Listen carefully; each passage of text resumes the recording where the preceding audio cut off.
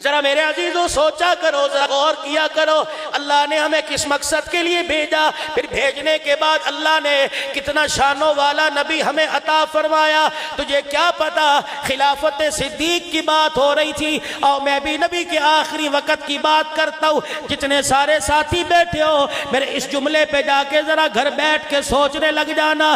میرے نبی کو جب طبیعت میں بہتری آئی، دو صحابہ کا سہارا لے کر مسجد نبوی میں آئے۔ حضرت عباس کے کندھے پر ہاتھ رکھ رکھا ہے اور دوسرا ہاتھ حضرت علی کے کندھے پہ رکھ رکھا ہے۔ مسجد کی اہمیت بتائی، پڑوسیوں کو مسجد کی اہمیت بتلائی، دکانداروں کو مسجد کی اہمیت بتلائی، کھیتی باڑی کرنے والوں کو مسجد کی اہمیت بتلائی، اور زراعت کا کام کرنے والوں کو مسجد کی اہمیت بتلائی۔ کس انداز میں عبداللہ بن ام مکتوم رضی اللہ تعالیٰ عنہ جانشین مصطفیٰ نبی صلی اللہ علیہ وسلم جب مدینہ شریف سے باہر جاتے، اپنے مصلی کی ذمہ داری دے کے جاتے، مقام امام بلکہ حضور علیہ السلام کی غیر موجودگی میں نمازیں پڑھایا کرتے تھے۔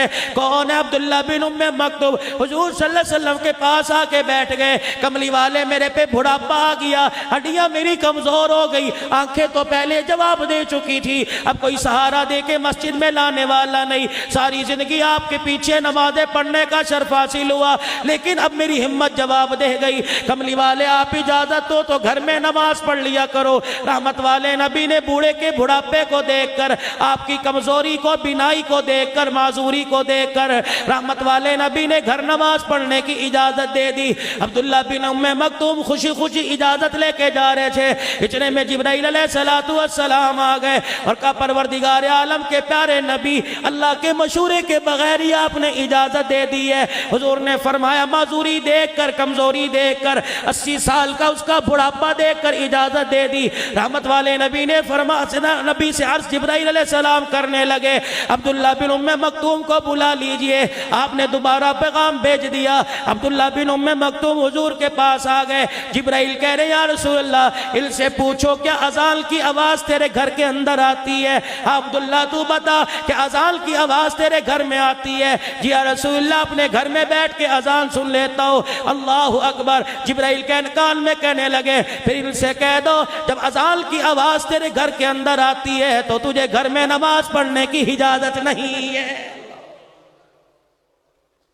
اندازہ لگا، آدمی کہتے ہیں شوگر ہے، پیشاب کے قطرے نکل جاتے ہیں، جی شادی میں 2 گھنٹے بیٹھے رہتے ہو، کتے بلے کے تماشے دیکھتے رہتے ہو، ٹی وی کے آگے 10 گھنٹے بیٹھے رہتے ہو، وہاں پیشاب کا خیال نہیں خدا کے گھر میں؟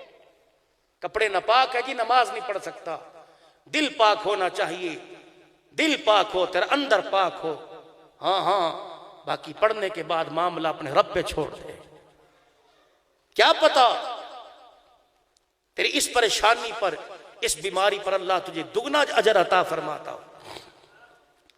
اسی لیے درخواست کروں گا بزرگوں سے جو فجر کی نماز میں بڑھاپے کا عذر کر کے گھر بیٹھ جاتے ہیں، یقین جانو جب رات کی تاریکی میں لاٹھی لے کے چلتے ہو اور لوڈ شیڈنگ میں چلتے ہو، ویسے گلیوں میں کچھ نظر نہیں آتا، اندازے کے مطابق چلتے ہو، ٹھوکر لگی، گرنے لگے، پھر سنبھل گئے اور دیوار کا سہارا لے لے کے مسجد میں آئے، آسمان کی طرف دیکھ کے کہنے لگے اے اللہ الہ العالمین جب تک ایک سانس بھی باقی رہے گا، ایک سانس بھی باقی رہے تیرے گھر میں آنا نہیں چھوڑوں گا۔ پروردگار عالم یہ انداز سن کے کتنا مسکراتا ہے، فرشتوں میں اعلان کرتا ہے فرشتوں کاش یہ میری آواز سن سکتا، میں خدا اس کو بتا دیتا جب تجھے ٹھوکر لگتی ہے، تجھے تکلیف ہوتی ہے، تیری ٹھوکر کی تکلیف پر جب تو صبر کرتا ہے، پتہ نہیں میں تیرے صدقے سے کتنے لوگوں کو ہدایت عطا فرما دیتا ہوں۔